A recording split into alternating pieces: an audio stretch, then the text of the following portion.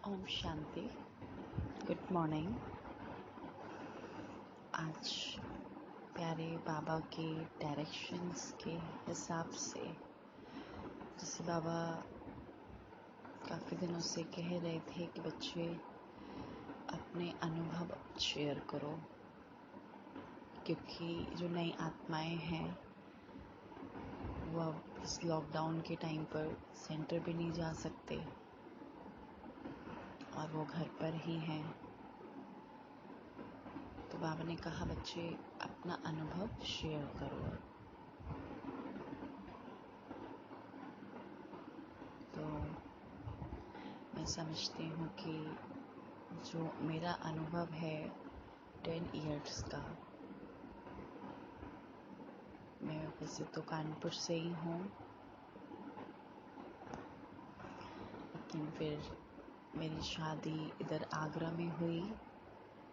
लेकिन शादी से पहले भी मैं ज्ञान में थी। 4 इयर्स शादी से पहले ज्ञान में थी। अभी बाबा का हाथ और साथ है। सभी आत्माएं सहयोगी भी हैं। मैं समझती हूँ कि सपोर्ट करने में जो घर की आत्माएं होती हैं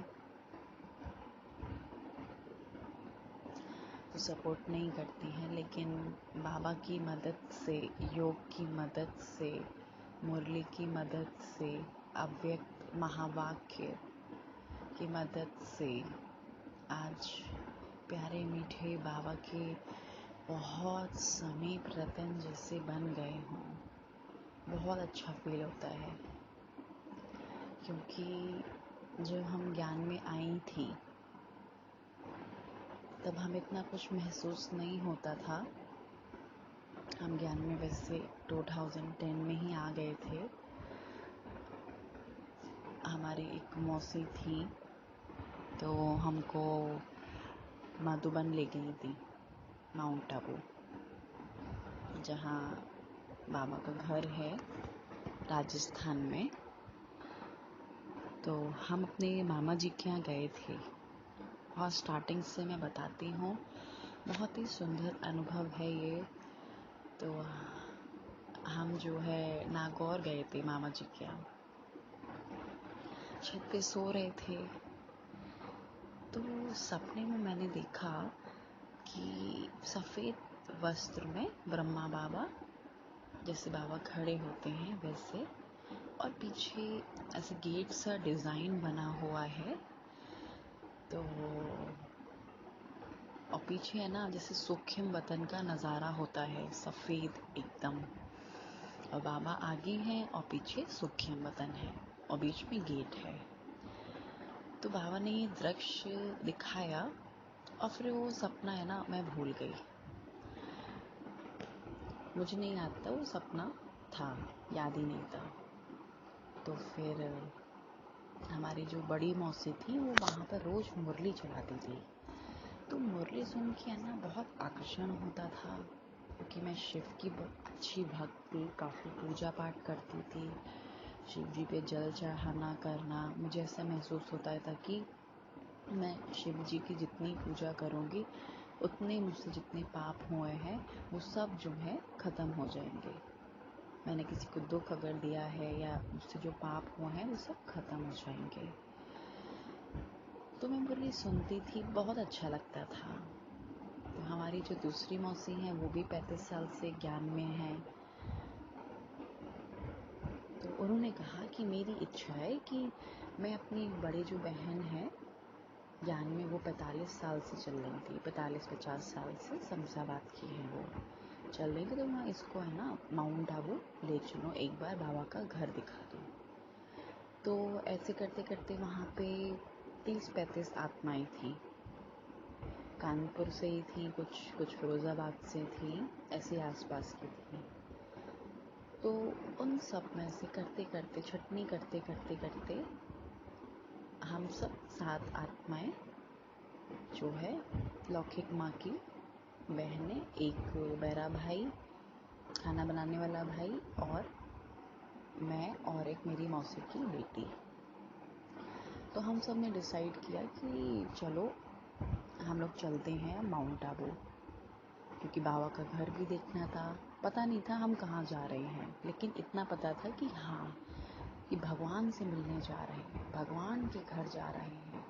तो मौसी ने कहा कि कुछ नहीं, एक दिन जो है हम लोग है ना बस घूम लेंगे, बाबा का घर दिखा देंगे, तो बस वापस चले जाएंगे अपना सामान रखकर ट्रांसपोर्ट पे, फिर हम वापस चले जाएंगे।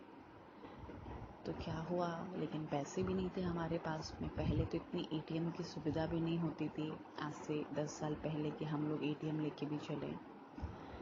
तो ठीक है, पैसे का भी इंतज़ाम हो गया। कम पैसे थे, 500 रुपये मिल गए थे, किसी ने दे दिए थे। मम्मी के पास में तो थे, लेकिन और आत्माएं जो लौकिक मम्मी की बहन थी उनके पास नहीं होंगे। तो सबको लगा कि ये कम पैसों में कैसे काम होगा। तो मौसी बोली बाबा सब करा लेगा, चलो बस चलो, बाबा का सब करा लेगा बाबा। तो हम सब चल दिए। अब वो जीवन का बहुत पहला अनुभव था, जो कि बहुत बहुत बहुत एक्सपीरियंस देने वाला था। हम सब स्टेशन में एक साइड, और जो अन्य आत्माएं कानपुर जाने वाली थी वो दूसरे प्लेटफॉर्म पे एक साइड।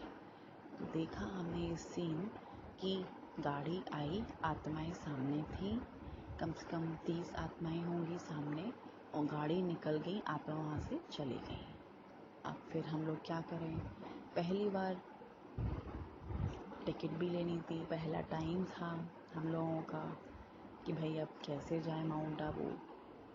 तो वहाँ स्टेशन पे हम लोग वहाँ बात करने गए काउंटर पे, मैं एक मेरी छोटी मौसी जो है, काउंटर पर बात करने गए कि भाई माउंट आबू जाना है, आबू रोड जाना है, तो क्या उसके लिए करना पड़ेगा हम लोगों को।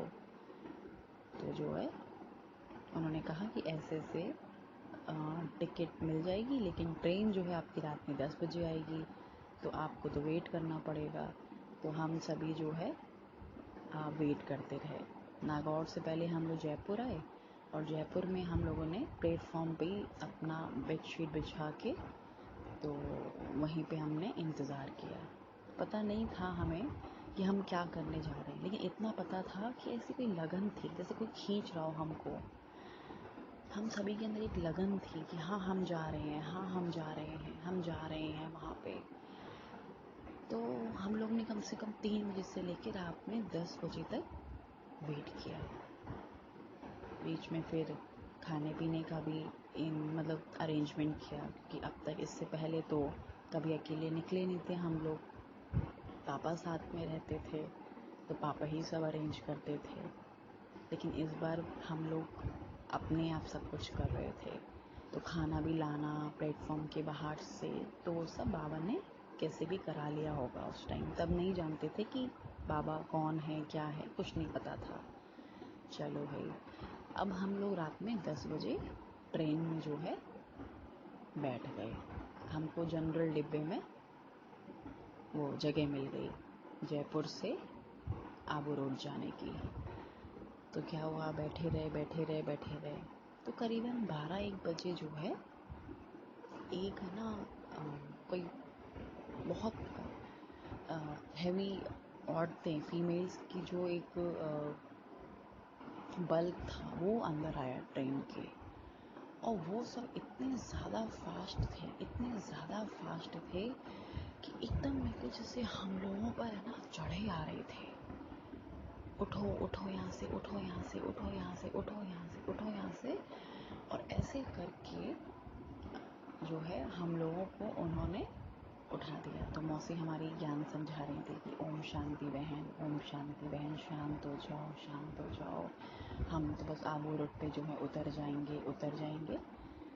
तो पता ही नहीं था कि कितना टाइम लगेगा आबू रोड आने पे। जयपुर से तो माउंट आबू शायद 9 घंटे की रास्ता है मेरे हिसाब से। तो हम 10 बजे बैठे, तो किसी ने कहा कि 2-3 बजे तक आप पहुंच जाओगे, लेकिन शायद 2-3 बजे तक नहीं पहुंचे। हम लोगों को समय लगा था, 4-4:30 बज गया था। तो बाहर फिर उन्होंने खड़ा कर दिया, फेंक दूंगी बाहर। लेकिन मौसी को निश्चय था कि बाबा साथ है, कुछ नहीं होगा, बस आप लोग जो है यहीं खड़े रहो, कुछ नहीं होगा, अभी बस रुक जाएंगे तो जो है बाबा हमें रिसीव कर लेगा। फिर जो 4-4:30 बजे की बात है और हम लोग आबू रोड उतरे। आबू रोड उतरने के बाद में कुछ तो था नहीं, सामने जो एक आबू रोड में रुकने का एक हॉल टाइप का बना हुआ है, खुला हुआ है, तो हम लोग फिर से वहाँ बेडशीट बिछा कर अपना आराम कर लिए। हम लोग सो गए थे वहाँ पे। कुछ नहीं पता था, खाने पीने का भी कुछ नहीं पता था, पानी का भी नहीं पता था कि पीना है कि नहीं पीना है। इतना पता है कि जहाँ जा रहे हैं वहाँ बहुत कुछ मिलने वाला है। तो क्या हुआ, सुबह हुई, पता किया कि कहाँ वो मधुबन के लिए क्या करना है अब। तो वहाँ ऑटोमेटिक अपने बाबा ने जीप भेज दी। फिर वहाँ से जो हमारा सफ़र शुरू हुआ वो इतना वंडरफुल सफ़र था कि मैं आपको क्या बताऊँ। बाबा ने हमें रिसीव किया। मुझे नहीं पता था कौन बाबा, शिव बाबा कौन, ब्रह्मा बाबा कौन, नहीं पता था, लेकिन अनुभव ये है कि स्वयं परमात्मा हमें जीप के द्वारा कम पैसों में हमें लेने आए। हमारा सामान रखा भाई लोगों ने, हम बैठ गए आराम से। फिर क्या हुआ, जैसे वो जीप वाले ने हमको वहाँ छोड़ा आबू रोड पर मधुबन में, तो हम लोगों ने अंदर एंट्री करी।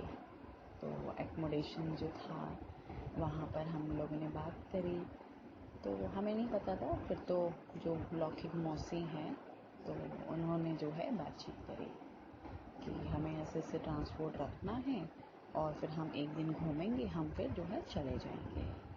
अब क्या हुआ, वहाँ पर उनको अपने एक सेंटर की बहन मिल गई होंगी, तो उन्होंने कहा कि आप जा क्यों रहे हो, आप तो 2-3 दिन रुक के जाओ, शिविर चल रहे हैं, आप मत जाइए। यही कुछ मई या जून की बात होगी जब हम लोग माउंट आबू गए थे, मधुबन गए थे। तो उन्होंने कहा कि अच्छा ठीक है। मौसी ने कहा कि हम लोगों से बात करी कि आप लोगों को रुकना है, तो सब राज़ी हो गए। फिर जो है बाबा ने वहाँ पे कमरा भी दिला दिया और कम पैसों में कमरा भी हमें मिल गया। और फिर वहाँ से तो हमारे एकदम बिल्कुल बारे न्यारे हो गए, बिल्कुल बारे न्यारे। ऐसा लगा कि हम जैसे फरिश्तों की दुनिया में आ गए हों। टाइम से खाना भी मिल गया हमें, फिर दूध भी था, फिर वहाँ चाय भी थी, पानी भी था, सब कुछ था, खाना खा लिया, मिनरल वाटर था, सब कुछ था। तो सोच रहे थे कि बाबा कैसा यज्ञ है ये, इतना बड़ा हॉल, इतनी बड़ी किचन, सब कुछ इतना बड़ा बड़ा बाबा। तब भी समझ में नहीं आया कि क्या हो रहा है, लेकिन इतना पता था हमको कि कुछ अच्छा हो रहा है। फिर हम लोगों को मौसी बाबा के कमरे में ले गई। तो बाबा के कमरे में जो फील हुआ उसका मैं डिस्क्रिप्शन देती हूँ। नहीं पता था कि योग कैसे लगाना है, बैठे हुए थे लेकिन बस बाबा को देख रहे थे। और बाबा को देखते देखते देखते देखते फिर वो याद आया कि अरे ये वाले बाबा तो मैंने सपने में देखे थे, तो ये वाले बाबा फिर इधर कैसे आ गए। फिर भी बाबा की याद में लगे रहे, याद करते रहे बाबा को। सब लोग योग करते थे तो बाबा को याद करते थे हम लोग। फिर हम लोग दूसरा दिन हुआ तो भाई बोले कि आप लोगों को ऊपर साइड सीन्स देखने को जाना है, तो हम लोग बोले कि ठीक है चलते हैं। तो ऐसे करके जो है मधुबन में हम लोग रुके। वहाँ पर हम लोगों ने बहुत सुंदर समय बिताया बाबा के घर में। फिर हमारे जस्ट बाहर कॉटेज के बाहर झूला लगा हुआ था, तो हम लोग झूले में भी झूलते थे। फिर हम लोग खेलते भी थे शाम को एकदम बिल्कुल साइलेंस में। तब मैं कुमारी थी तो एकदम बिल्कुल कोई चिंता नहीं, बस बाबा की याद में जैसे मैं कुमारी मस्त हो गई हूँ। बहुत सुंदर अनुभव हुआ था बाबा के घर, बहुत सुंदर अनुभव। फिर डायमंड हॉल भी देखा, सब कुछ देखा हम लोगों ने। प्रकाश मणि दादी जहाँ रहते थे वहाँ पर भी हम लोग गए और पूरा मधुबन का हमने चक्कर लगाया। फिर हम लोग ऊपर भी गए, वहाँ पर जो एक पार्क है, पीस पार्क है, जहाँ ऊपर जाके हमें शायद नाश्ता भी मिलता है। फिर हम लोग वहाँ पर भी गए और वहाँ गए तो वहाँ पर भी हम लोगों को फ्री एंट्री, सब कुछ खाने पीने के लिए अवेलेबल हुआ हम लोगों को, और चाय पे चाय, नाश्ता, फिर वो जूसेस भी देते हैं कुछ पुदीना वगैरह के, तो वो भी सब अवेलेबल था। तो हम ये सोच रहे थे कि बाबा क्या है, मतलब बाबा के बच्चों को इतना स्पेशल प्रेफरेंस देते हैं यहाँ पे। तो ये सोचते सोचते हम लोग जब वहाँ से आ रहे थे तो एक महसूसता हो रही थी कि हम नहीं जाएं अब यहाँ से। बहुत सुंदर दुनिया है वहाँ पर, बहुत सुंदर दुनिया। बाबा बिल्कुल मन नहीं कर रहा है यहाँ से जाने का। फिर हम लोग जो है ट्रेन में आए, ट्रेन के द्वारा हम लोग फिर बस में आए। कैसे भी जगह मिली, किधर भी मिली, बस जो है अपना हम बाबा की याद में रह कर बस आ गए। क्योंकि जनरल डिब्बे में उससे पहले कभी बैठे नहीं और हमेशा हम लोग एसी में ही बैठते थे, लेकिन बाबा की जो लगन थी उसने जो है ये सब कर दिखाया। बहुत सुंदर अनुभव हुआ बाबा के घर का। तो उसके बाद फिर हम कानपुर आ गए थे और वहाँ से सब नोट कर लाए थे कि कानपुर में कहाँ पर है। फिर उन्होंने विद्या दीदी का हमें सिविल लाइंस का दिया, नंबर दिया। तो दीदी से बात करके फिर वहाँ पहुँचे। हम लोग पहुँचे थे, लेकिन तब वहाँ रिनोवेशन चल रहा था, तो वो करीबन 6 महीना शायद रिनोवेट हुआ। तो गई थी, लेकिन फिर मैं वहाँ पे गई नहीं, फिर उधर नहीं गई, लौकिक भाई नहीं ले गया था। लेकिन फिर भी मैं भक्ति मार्ग की तरह अपनी कॉपी में हमेशा श्री बाबा श्री बाबा श्री बाबा श्री बाबा श्री बाबा लिखती रहती थी। क्योंकि पहले राम राम लिखती थी, तो फिर मैंने उसकी छोड़ के फिर मैंने श्री बाबा श्री बाबा श्री बाबा श्री बाबा श्री बाबा श्री बाबा ये मैंने लिखना शुरू करा। फिर पीस ऑफ माइंड चैनल पर वो आता था अवेकनिंग विद धर्मा कुमारी, तो वो भी देखती रहती थी। हालांकि मुझे शुरुआत में इतना कुछ महसूस नहीं हुआ था, लेकिन इतना पता था कि मुझे कोई कुछ देना चाहता है। तो 6 महीने ऐसा चला। उसके बाद जब हम 2011 में 2 जनवरी जब हम सेंटर पे प्रॉपर गए, पता किया, वहाँ कोर्स सीखा हमने, तब से हम जो हैं बाबा की हो गए हैं। फिर हमने कभी लौट कर भक्ति नहीं करी, क्योंकि हमें भक्ति का फल मिल चुका है, परमात्मा मिल चुके हैं। जिसकी पूजा करती थी वही मिल गया है, शिव परमात्मा। तो अब भक्ति की क्या ज़रूरत है, भटकने की क्या ज़रूरत है। तो एक परमात्मा से सर्व संबंध का सुख उठाऊं ना मैं। तो बस यही लगन थी कि अब कुछ करके दिखाना है। तो दिन रात बस यही रहता था कि बाबा बाबा बाबा बाबा। फिर हमारी जो लौकिक डिग्री है वो MBA की है। तो MBA टाइम पे काफ़ी अवसर मिले हमें सेंटर पे जाने का। वहाँ पर हम 2-2, 3-3, 4-4 घंटे भी रुक जाते थे। तो दीदी लोग बहुत सुंदर बाबा की पालना देते थे, बहुत सुंदर पालना बाबा की। मैं कैसे बताऊं आपको, किन शब्दों में बताऊं कि हमारी दीदियों ने हमें इतना सपोर्ट किया है। हमारी बड़ी दीदी विद्या दीदी, हमारी दीदी अर्चना दीदी, पुष्पा दीदी, रितु दीदी, शांति दीदी, ममता दीदी, ये मुख्य तो 5 बहनें तब सेंटर पर थी। तो उन्होंने हमें बहुत सुंदर पालना दी। और मैं कह सकती हूँ गर्व से कि मैं अपने बाबा की बेटी हूँ, मेरे बाबा की बेटी हूँ। दीदी हम लोगों को ऐसे, मेरी एक फ्रेंड और जाती थी, हम लोगों को ऐसे शॉल में दीदी ले लेती थी कि आओ बच्चे आओ, ठंड ना लग जाए आपको, हीटर में पैर अपना सेक लो। दीदी हमें चाय भी पिलाती थी। तो वहाँ पर एक डाइनिंग रूम वो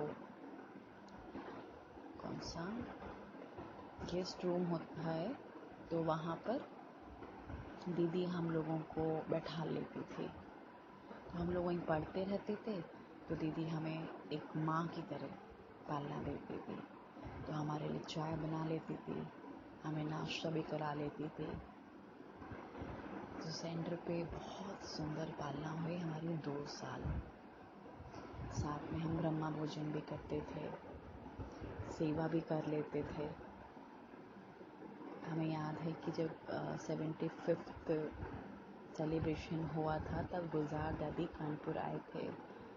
तो हमें सौभाग्य प्राप्त हुआ था कि दादी को जो हम लोग माला पहनाने वाले थे मखाने की, तो उसमें भी हमारा हाथ लगा। तो बहुत बहुत डीप इनसाइट जो एक्सपीरियंस होता है ना बाबा का, वो बाबा ने दिलाया यज्ञ में। वो गंगी दादी का सेंटर था, लेकिन फिर बड़ी दीदी ने उसको संभाला उनके जाने के बाद। तो बाबा ने दादियों से भी मिलवाया। और अभी 2 साल पहले बड़ी दीदी ने हमें चांस दिया कि हम लोग जो है जानकी दादी से भी मिल लें। और भी ऐसे मिलते रहते थे, क्योंकि सेंटर पे आते रहते थे। तो दीदी हमें बोल देती थी कि बच्चे आप आ जाओ मिलने के लिए। तो मैं समझती हूँ कि जो वरदान हमें अपने वरिष्ठ दीदियों से, दादी से, वरिष्ठ भाइयों से, सेंटर्स की दीदियों से जो मिले हैं, वो अगर हम वरदानों को, बाबा के तो वरदान है ही है, लेकिन उनकी तपस्या से जो हमें वरदान प्राप्त हुए, वो जीवन में बहुत बहुत बहुत सुख देते हैं, बहुत सुख देते हैं। परिस्थिति वो जीवन का एक आधार है हमें आगे ले जाने के लिए। समस्याएं तो आपके अंत तक आएंगी, लेकिन बाबा के यज्ञ से मुझे बहुत कुछ मिला, बहुत कुछ मिला। फिर ये बात 2011 की है, लास्ट की। तब से मैंने योग को समझा, अमृत बेले को समझा कि आखिर अमृत बेला होता क्या है, मुरली होती क्या है। कहते हैं ना कि परिस्थिति नहीं आती है तो हम भगवान को याद भी नहीं करते हैं। तो परिस्थितियाँ आईं, बहुत आती गईं, लेकिन मुझे इतना गर्व है कि मैंने उन परिस्थितियों में बाबा को इतना याद किया मैंने बाबा को, कि बाबा और मैं हमेशा कंबाइंड रहते थे। उस समय इतना खूबसूरत था। बाबा की मुरलियाँ पढ़ना, बाबा से बातें करना, उस समय बहुत सुखदायी था। जब मैं अपने MBA का एग्ज़ाम देने जा रही थी नेक्स्ट डे, तो मुझे फीवर आ गया था कि मैंने कहा बाबा अब क्या होगा, कैसे मैं एग्ज़ाम दूंगी। तो मेरे बाबा ने कहा कि बच्चे चिंता मत करो, मैं साथ हूँ। तो क्या हुआ कि मेरे सपने में बाबा, पीछे लाल प्रकाश और गुलजार दादी और शिव बाबा, एकदम बिल्कुल लाइट ही लाइट, पीछे एकदम रेड प्रकाश था। मुझे नहीं मालूम था, क्योंकि उस टाइम तो ये नहीं समझते थे कि यूट्यूब भी ऐसा है और मतलब परमात्मा मिलन, प्रभु मिलन ऐसे होता है, तो हम यूट्यूब पर देख सकते हैं, ऐसे लाइव भी देख सकते हैं, नहीं पता था। तो मैंने ये दृश्य देखा, और मैंने ये दृश्य देखा तो मेरा फीवर जो है सुबह उतर चुका था। मैंने कहा बाबा आज तो कमाल हो गई। फिर मैंने अपने सारे पेपर्स जो हैं बहुत खुशी दिए, और मैं उसमें पास भी हो गई, तो अच्छे मार्क्स भी आए थे। तब ये अनुभव हुआ कि बाबा मेरे साथ हैं। फिर ये हुआ। उसके बाद में मैं जब सोती थी, मैंने बाबा से कहा कि बाबा देखो, मैं साकार में तो नहीं थी जब आप पहले थे, मैं तो अभी आई हूँ यज्ञ में। तो बाबा अब आप मेरे सपने में आया करो, मुझे पालना दिया करो ना बाबा। ब्रह्मा बाबा से कहती थी, बाबा की फ़ोटो बगल में रख के सोती थी छोटी सी, और बाबा से कहती थी कि बाबा आज मेरे सपने में आना। तो बाबा क्या होता था कि रोज़ मेरे सपने में आ जाते थे, और मैं कहती तो बाबा रोज़ सपने में आ जाते मेरे। कभी अव्यक्त बाबा की आवाज़ थी वो कि बच्चे चिंता मत करो, मैं बैठा हूँ, जो कुछ हो रहा है सब कल्याणकारी है। तो ऐसी आवाज़ आती थी मेरे कान में, तो मैं सोचती थी कि पता नहीं क्या हो रहा है ये। तब गुलजार दादी के द्वारा ऐसी आवाज़ आती थी, तब भी नहीं जानती थी मैं कि ऐसे दादी के द्वारा जो है सेवा हो रही है। अव्यक्त जो सेवा चल रही थी उस टाइम पे 2000, फिर मैं 12 की बात कर रही हूँ। तो ऐसे मुझे फीलिंग होती थी। फिर मैं देखती थी कि गुलजार दादी ऐसे मेरी गली में है, और हम लोग जो हैं दादी के साथ साथ चल रहे हैं। तो सपने में मैं देखती थी कि ब्रह्मा बाबा भी है ना, मुझे अपनी गोदी में खिला रहे हैं, मीठी बच्ची मीठी बच्ची मीठी बच्ची। बाबा ऐसी पालना देते थे। तो ये सब अनुभव जो है मेरे को बहुत आगे ले गए। मैं ये सोचती थी कि बाबा मेरे सपने में क्यों आ रहा है, बाबा मेरे सपने में क्यों आ रहा है। तो इन्हीं सब चीज़ों को लेकर मैं मुरली पे बहुत अटेंशन देती थी, अव्यक्त मुरली पे बहुत अटेंशन देती थी। तो एक भाई है सेंटर में, इनकम टैक्स ऑफिसर है, सुनील भाई। तो उसने मेरे को अव्यक्त मुरली की बहुत मोटी एक फाइल ला के दे दी। तो मैं वो मेन पॉइंट पढ़ के उन पॉइंट्स पे बहुत अभ्यास करती थी। जैसे हर एक सोमान का अभ्यास करती थी, क्योंकि कुमारी थे, कोई काम था नहीं, MBA ख़त्म हो चुका था। समस्याएं तो आती रहती हैं, क्योंकि आप यूथ हैं तो आपको समस्याएं का सामना तो करना ही पड़ सकता है। मैं ये समझती हूँ कि बाबा ने की तरफ से शायद वो एक पेपर था मेरे लिए, मुझे आगे बढ़ाने के लिए। तो मैं उस पेपर से भी बहुत खुश हूँ। तो अव्यक्त मुरली पढ़ती थी, अनुभव करती थी, और जैसा जैसा बाबा मुरली में डायरेक्शन देते थे वैसा वैसा मैं करती जाती थी। तो ये अनुभव जो हुआ बहुत शानदार था, बहुत शानदार।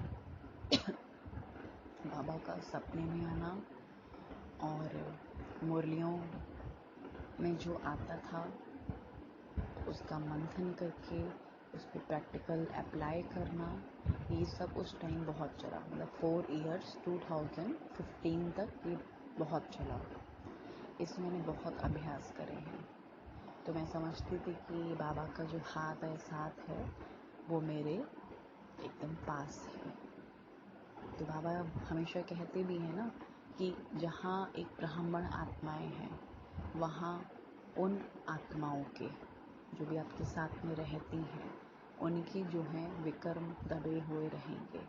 और जैसे ही आप ब्राह्मण आत्माएं वहाँ से अगर चली भी गई, तो वहाँ सभी आत्माओं के जो हिसाब किताब हैं वो इमर्ज हो जाएंगे, क्योंकि जो योग की शक्ति होती है ना, वो अन्य आत्माओं के विकर्मों को दबा के रखती है।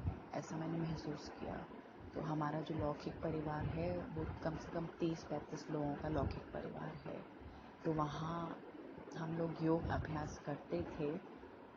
तो मुझे ऐसे लगता है कि वहाँ की जो आत्माएं हैं उनके विकर्म तब दबे हुए थे, और फिर जैसे ही मैं वहाँ से निकली तो ऐसे ही सारे जो है विकर्म उनके इमर्ज हो गए विकराल रूप में। तो ऐसा मुझे इंडिकेशन आया था कि बाबा की तरफ से कि ऐसा है। फिर शादी होने के बाद में भी यहाँ बहुत सुंदर अनुभव हुए। पहले तो हमने नहीं बताया था कि मतलब ऐसा है कि कोई बाबा को मानते हैं। हाँ, अपने लौकिक पति को हमने बता दिया था कि हम ब्रह्मा कुमारी उसको मानते हैं। तब भी ये सेवाएं बाबा की गुप्त रहीं, 1.5-2 साल तक गुप्त रहीं। मैं अंदर ही अंदर बाबा को बहुत याद करती थी। फिर धीरे धीरे क्या हुआ बाबा ने इतना सपोर्ट किया, सबको इतना सिस्टमेटिकली किया कि आज सब बाबा के बच्चे बन गए हैं। सभी सहयोगी आत्माएं हैं, बाबा संग हैं। उन्होंने कभी मना नहीं करा कि आप योग मत करो या मुरली मत सुनो या कुछ भी इस तरीके से, नहीं। वो बल्कि प्रभु मिलन साथ में देखते हैं। तो मुझे बहुत खुशी होती है कि बाबा ने जो है इतना सुंदर परिवार मुझे दिया कि वो सहयोगी आत्माएं हैं।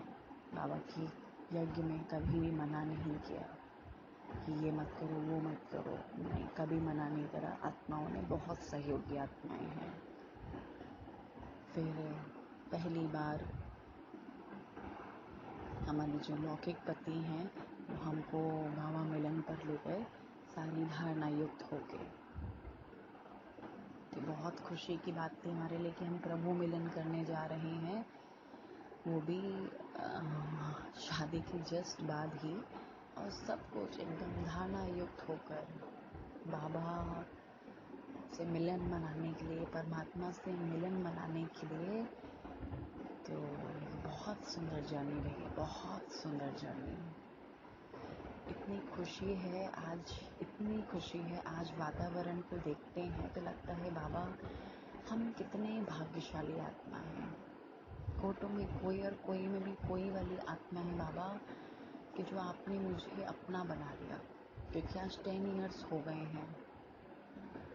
10 इयर्स ये समझिए कि जैसे मधुबन में हमारे ब्रह्मा बाबा और हमारी दादियाँ जो 350 भाई बहनों का संगठन था, तो वो एक ही जगह में रह के तपस्या करते थे।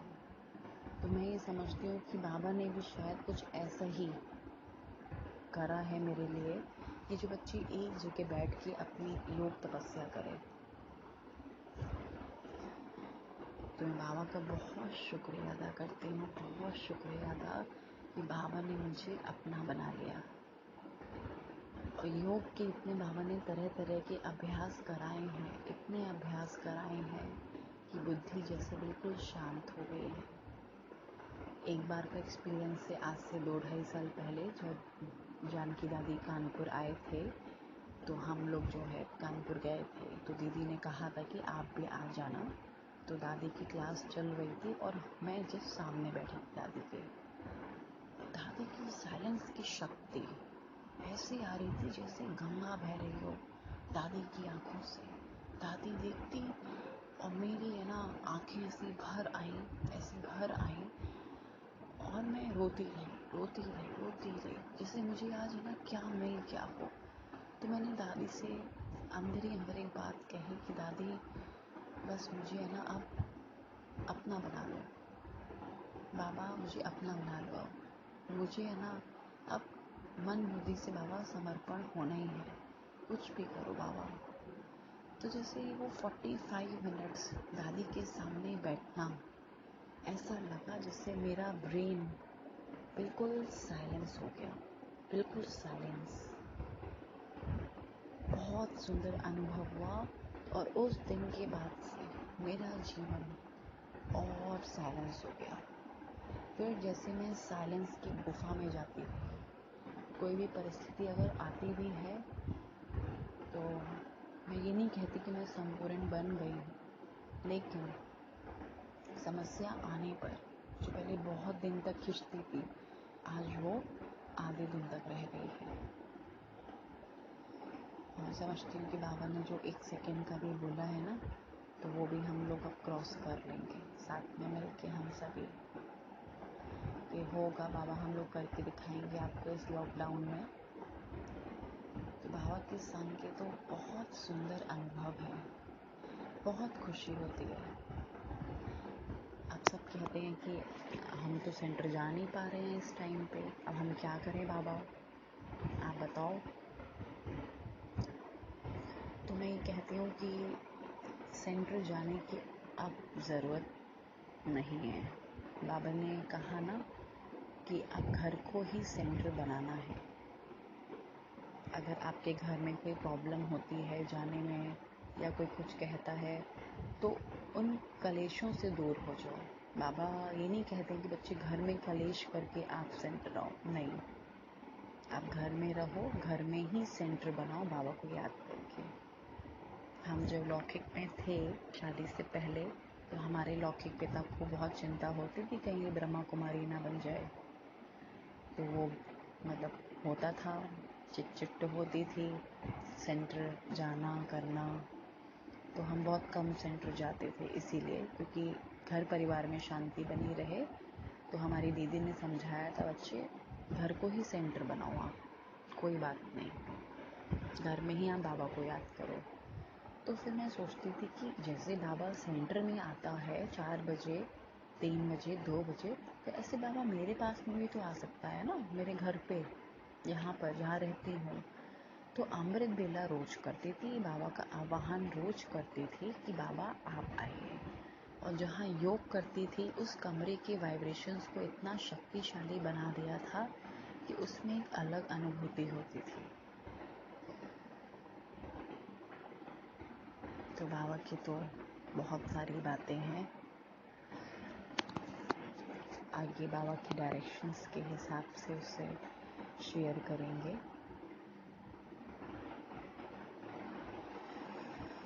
तो चलिए अभी 2 मिनट बाबा के पास चलते हैं।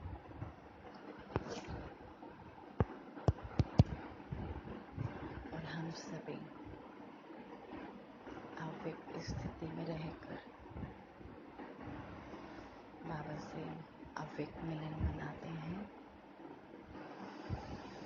क्योंकि बाबा हमसे कभी दूर गया ही नहीं है ना, हमेशा से ही हम बाबा के हैं।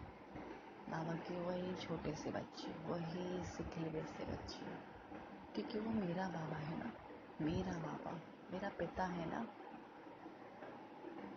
हमारे सर्व संबंध है बाबा से, सर्व संबंध। बाबा हमने बहुत कुछ दिया है, बहुत कुछ। लेकिन हाँ, हमें बाबा को फॉलो ज़रूर करना है। ऐसा नहीं है कि बाबा जो कह रहा है हम उससे मना कर दें और फिर वो अपनी अपनी मनमानी करें, नहीं। बुद्धि की आप इतनी सफाई करिए कि जिससे बाबा की जो डायरेक्शंस हैं वो आप तक बिल्कुल क्लियरली पहुँचे। क्योंकि जब बाबा चाहता है तभी वो काम होता है, क्योंकि बाबा की शक्तियाँ भी साथ चलती हैं हम बच्चों के साथ में। तो इसलिए बाबा का हाथ और साथ हमेशा रखें। ये ना सोचें कि बाबा तो अब हमसे मिलता नहीं है, पहले तो साकार में बाबा आए, फिर गुलजार दादी के तन में आए, हम तभी भी नहीं जा पाए, लेकिन अब हम अभी आए हैं, लास्ट में आए हैं। तो ऐसा बिल्कुल मत सोचिए। ब्रह्मा बाबा तो अव्यक्त इसीलिए हुए थे ना कि हम सब बच्चों से मिल सकें। इसलिए निश्चिंत हो जाइए। सुबह उठे, ब्रह्मा बाबा, शिव बाबा, मम्मा, हमारी दादियाँ, एडवांस पार्टी की आत्माएं, अन्य आत्माएं, सबसे मिलन मनाइए। सुखिया वतन में जाके, फरिश्तों की दुनिया में जाके एकदम साइलेंस का अनुभव होगा, क्योंकि बाबा हमारा पिता है। वाह मेरा भाग्य, वाह। सोचिए वही कृष्ण की आत्मा जिसको आज दुनिया मंदिरों में पूछ रही है, कभी बांके बिहारी, तो कभी खाटू श्याम वाले बाबा, तो कभी तिरुपति वाला, कभी सोमनाथ मंदिर में जाते हैं, कभी कहीं जाते हैं। है तो सभी एक ही रूप के, लेकिन सबके नाम जो हैं उन्होंने कैटेगराइज कर दिए हैं। तो आप महसूस करेंगे बाबा जो है आपके साथ है। जैसे जैसे आप बाबा से कंबाइंड होते जाएंगे, परिस्थितियाँ भी ऑटोमेटिक शांत हो जाएंगी। और अगर आते भी हैं तो वो आपको सदा आगे बढ़ाने के लिए आएंगी। आप प्रभु के साथ में एंजॉय करिए। फिर मिलते हैं हम नेक्स्ट टाइम। अच्छा, ओम शांति।